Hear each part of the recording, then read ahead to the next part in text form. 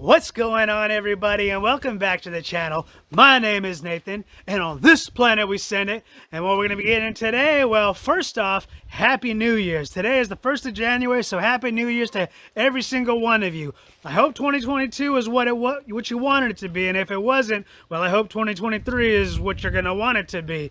But we're going to be getting into this video is we are heading out to the Rodriquez Spur Truck Trail, and off of this truck trail, there are some optional rock gardens known as the Rodriquez Rock Garden.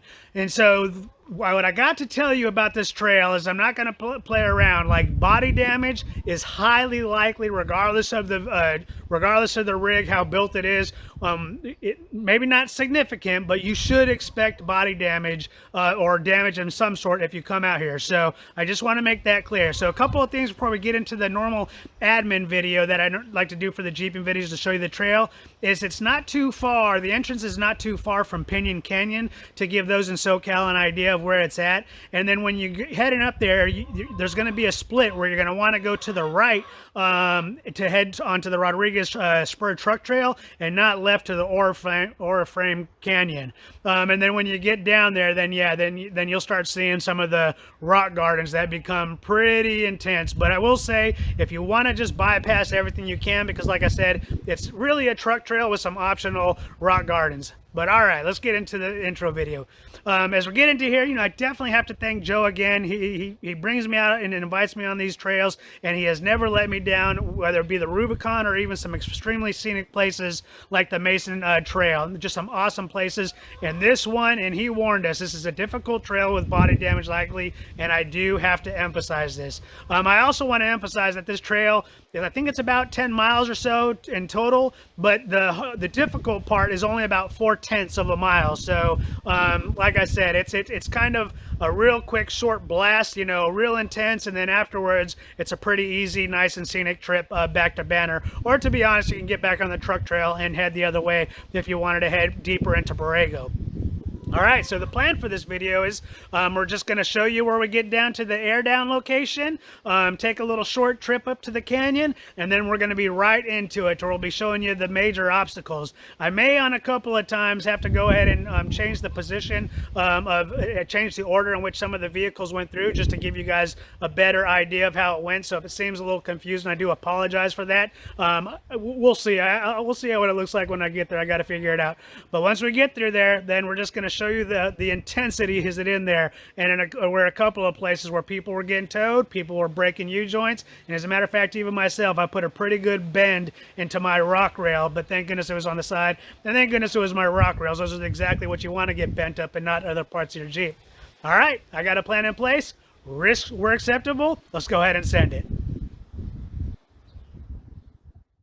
All right, and so before we kick off the first music montage on up to the gatekeeper, I'm just showing you an area that maybe about a quarter mile off the road was where we aired down at. Definitely a good place. Recommend you air down at yourself if you want to come on out here. And then this other clip that I want to show you is just a nice drone shot, just showing you kind of what it's going to look like on your way up to the canyon, and a brief view of what the canyon looks like from at least from this position.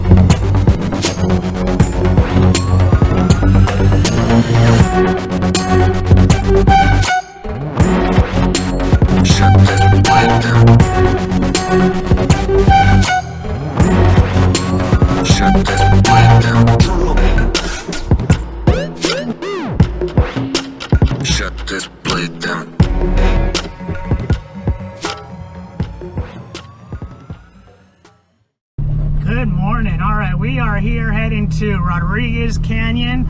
Apparently this is on the scale of difficult. When our guide here, Joe, who took me out on the Rubicon, says it's going to be a difficult trail, then you know it's going to be difficult. I'm a little concerned. I'm the only one on 35s. Everyone else is on, there's a couple people on 37s, maybe just one person. Everyone else is on 40, so I feel like I'm a little out of my league, but Joe invited me, so I think there's a chance.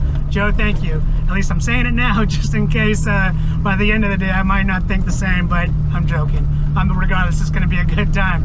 All right, so we're heading up between the canyon. We're just now getting to the canyon. My understanding is that the most difficult part is only about like 300 yards, but it is a rough and tough 300 yards to where it is just going to be like body damage is highly likely. So that tells me if you're even thinking about coming out here, make sure you got lockers, good rock rails, and good skid plates. And for those who saw my Rubicon trip, I'm a little concerned because I haven't yet got a skid plate for my transmission pan, and we're going to be going over some big rocks. So hopefully wheel placement will be able to mitigate that. You know, as far as risks being acceptable, that's kind of how I'm hoping to mitigate this risk. But Joe's stopping up here. I'm wondering what he's doing, but I think we're going to be good. Again, body damage is highly likely, so we're just going to see how it ends up being. But all right, we'll just go ahead and I'm unsure when we're actually going to be getting to the fun part. Please don't. But I guess but when we get there, I'll go ahead and be pulling out the GoPros and taking you guys along. We're jamming here. All right, let's go ahead and send it. Being that this was my first time on this trail, I didn't know what to expect, so I handed Joe, when we arrived at the gatekeeper, the GoPro, because I thought he would be able to kind of do both at one time. But when I kind of came around and saw what this obstacle looked like, I realized quickly this was going to be similar to Little Sluice and the Rubicon Trail in the regards that it was basically going to be one Jeep at a time. So I had time to get out and then go grab the GoPro from Joe. So we're going to go ahead. I'm going to hop over there and grab it from Joe, and then I'm going to take over and show you some of the raw audio. If you can. Coming up on passenger. Atta girl. Keep coming. Straighten out. Okay, stop. Okay, straighten out to passenger. Okay, back up. Okay, right there. Now I want you to turn passenger a little bit and come forward. That's enough. Come forward. Little bits at a time here. Okay, stop. Now turn back driver. More. Okay, forward. Nope, too much. Keep coming. Okay, now give me some driver. Driver and come forward. Keep coming.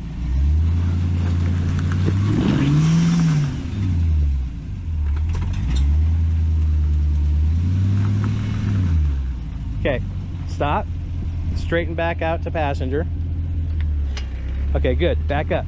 Okay, now come forward a little bit. I want you to keep coming.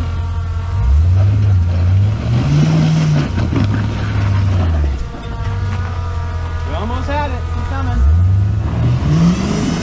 Stop, stop, stop.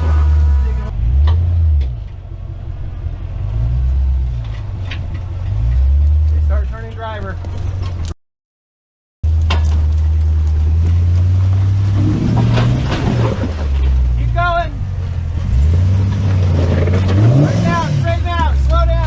All right, and Kim was able to finish the rest of this obstacle up no problem. When I want to just take a quick look, you can see myself way in the background there. Gives you an idea that this obstacle is a very slow gradient of an overall waterfall. And to be honest, that V-Rock that Kim was sort of struggling with at first, I thought was going to be my first winch point, because after looking at some of the videos that were out there, I was pretty concerned that I was going to be winching because, again, my 35-inch tires, I just wasn't sure how I was going to be doing. So once Kim finishes here, we'll see how I do. Why don't you just sprout your wings and fly over this? Wouldn't be any fun. Okay, you're going to drop on driver. All right, I'm coming down slow.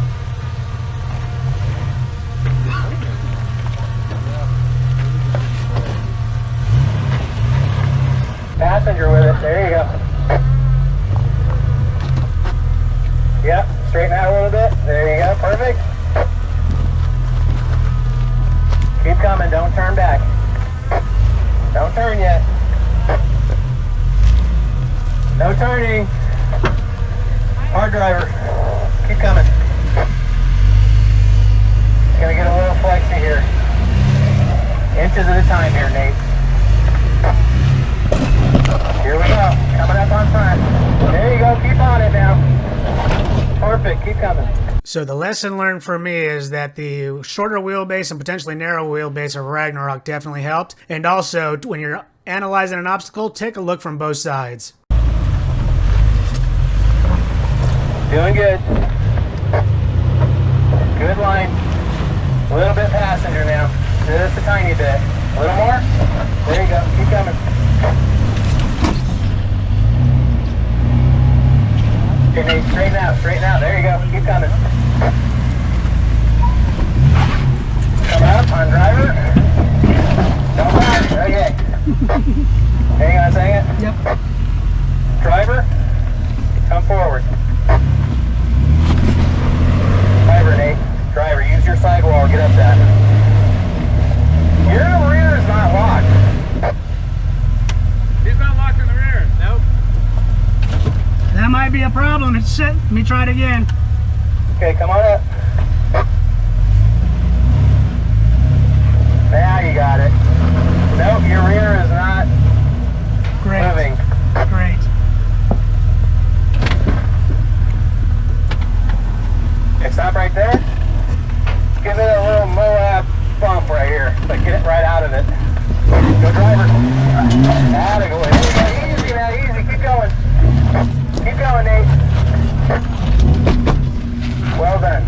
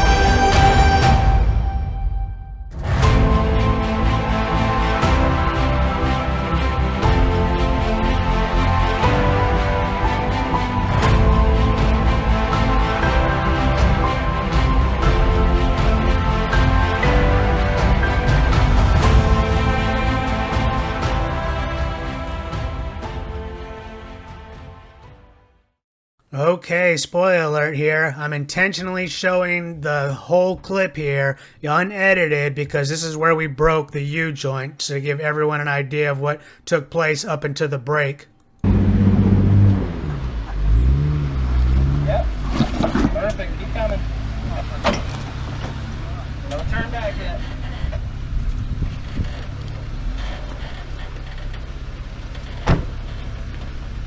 Keep coming. Keep coming. Start giving me a little driver, Patrick. More driver. There you go. Right there. Let her climb. Doing good. You're doing good. Nice and slow. Hard driver. Come forward. Now you're planted. Okay. Yep, I want you to straighten out. And then back straight up.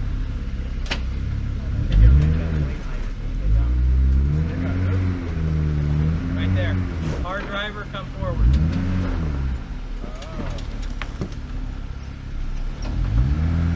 Nice and easy here.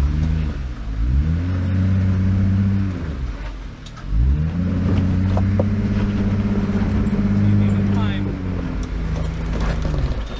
There you go.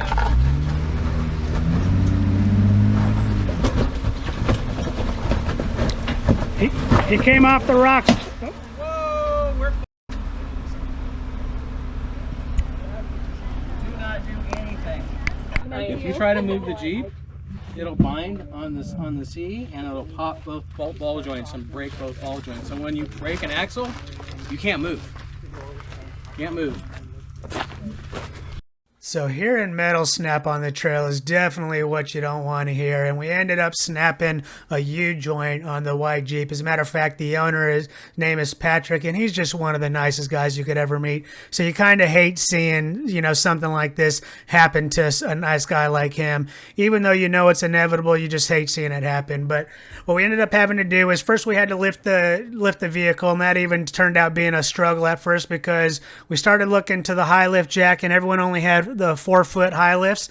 No one had the 5-foot, so we needed the 5-foot in this particular instance. But fortunately, the owner Patrick had a hydraulic lift that, with some extensions, that we were able to sort of figure out the right combination and get his wheel high enough off the lift. So Joe knew exactly what we needed to do, and he kind of told we basically need to pull the wheel off, pull the brakes, pull the hub off, and then pull the axle out.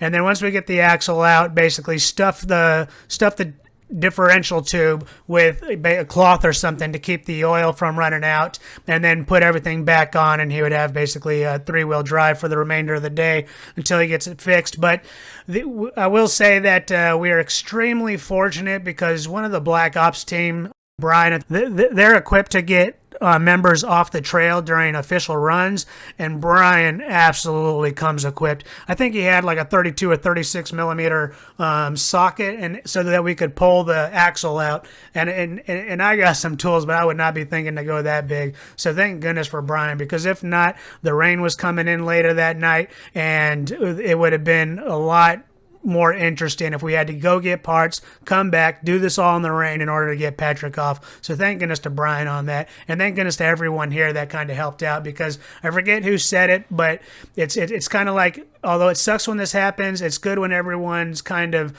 pushing together to, you know, help a comrade off the trail to go ahead, and we're all working for a common good, a common cause, so to say. The banter definitely becomes interesting too, if you know what I mean. But we were able to get Patrick off the trail, and you know, the rest of the day went pretty good. Although there was some additional body damage, nothing as significant as this. So thank you again, Brian, and to everyone else that help Patrick get onto the truck trail.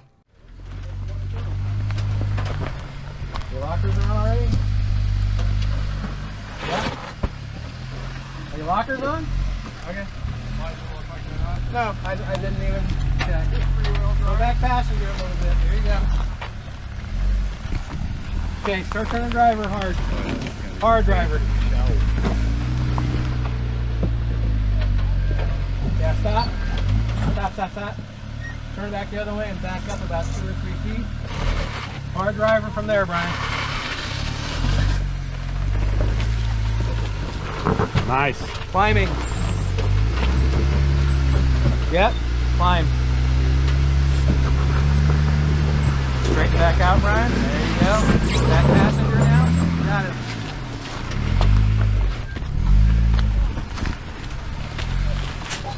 Keep it driver. That's gonna make the video. That's gonna make the video. Sure is. Hey, at least you didn't hear any swearing in it. Keep coming that way, Brian. That's good. Cloud's coming in is helping with the video, the lighting now. Okay, straighten out. You're gonna climb. Climbing. Good. Keep coming. Perfect. Good line. Coming in back. Just a bumper. Whoa, here's the bumper.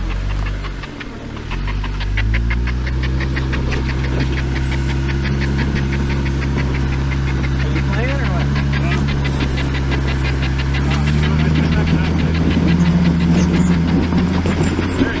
Nice.